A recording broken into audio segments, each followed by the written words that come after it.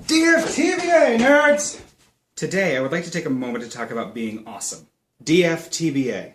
Don't forget to be awesome.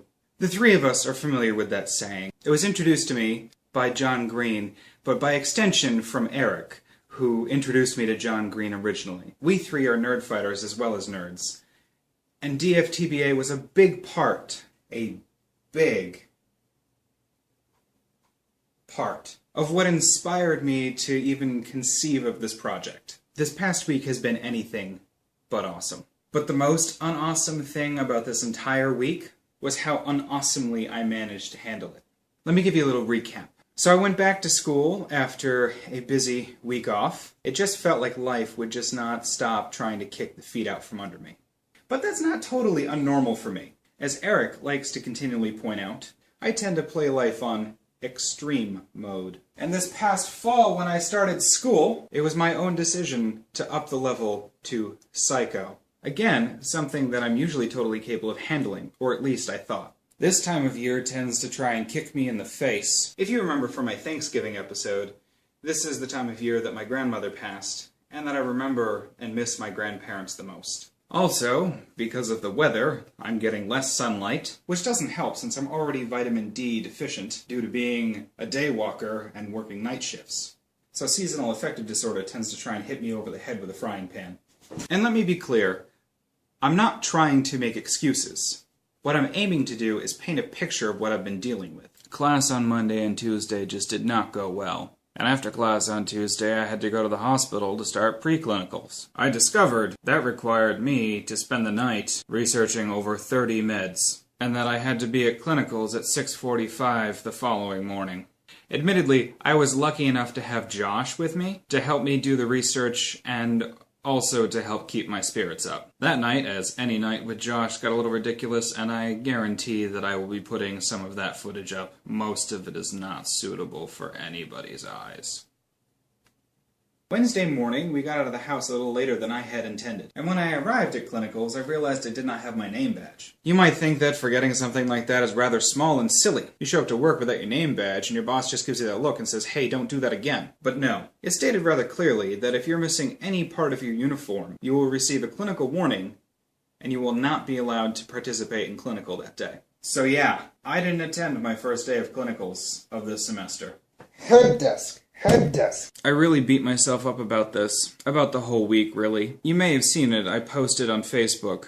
You know what's worse than having a crappy week? Knowing that you and your shortcomings are responsible for most of it. All day long and into the next, I received positive messages from friends and family. Eric, you responded in minutes. And I just want to take this moment and say, I'm sorry. I failed at being awesome. I just couldn't hear any of it at the time. It's not that, like, my phone was disabled or I suddenly lost the ability to hear. It's that mentally, I couldn't hear anything good about myself. For most of that day and the following day, the only voice I really heard was the one that lives inside my head. A voice that I thought that I only occasionally heard from. This tiny voice just yelling at me about how stupid I was to have done something so stupid. Over and over and over and over again. How could I have failed at something as simple as remembering a name badge? Now, if I'm honest, I do it all the time. I routinely forget my ID badge for work. There is a fistful of pens in my center console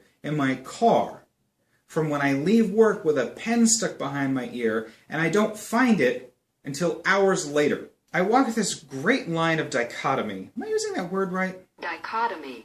Yes. I walked the line of a very interesting dichotomy of obsessively detail-oriented and epically absent-minded. Ah, the joys of ADD. But I also struggle with a lack of self-confidence that stems from crippling social anxiety. But I just keep pushing forward. Josh and I had a conversation, and I hope he doesn't mind that I'm sharing Tuesday night while we were filling out our med cards about how every morning we have to wake up and remind ourselves, this is worth it, this is worth it, this is worth it, this is worth it, this is worth it.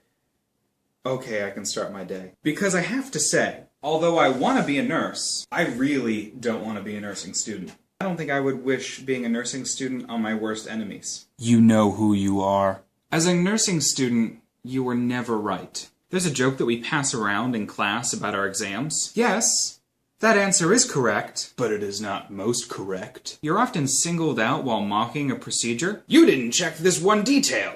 Now your patient's dead. And despite the fact that the last 5 students who went before you didn't check that detail either, you've now killed your patient. The first day of school, it's painted as this really friendly place where you'll be expected to work hard, but all of your teachers are there to support you. And honestly, Day 2 is probably the last time it feels really friendly. Although your instructors want you to succeed, they're far more interested in you being a good, competent, independent nurse. And so they often throw us directly into traffic so that we understand just how serious this is.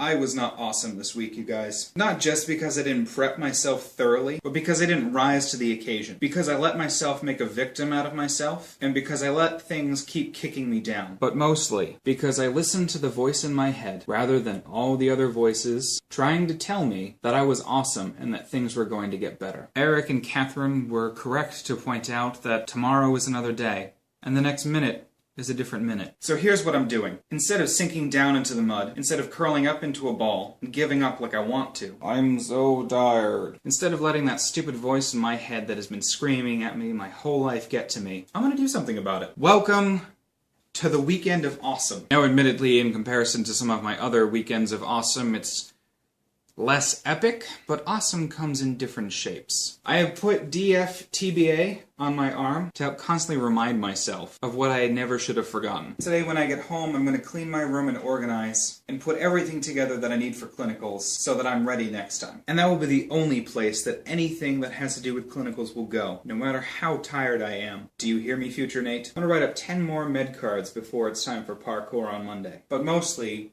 I'm going to DFTBA. I'm not going to be down on myself anymore. I'm going to be positive, which is something that I have been working towards for years now. Not to prove that collective voice out there is correct, and not to prove the voice in my head is wrong, but because it's about time that I actually agreed with that collective voice that has been telling me for a very long time that I am awesome. And that, my friends, is how I strive in the face of defeat. I get back up, I learn a little bit more, and I push back a little harder. DFTBA, nerds.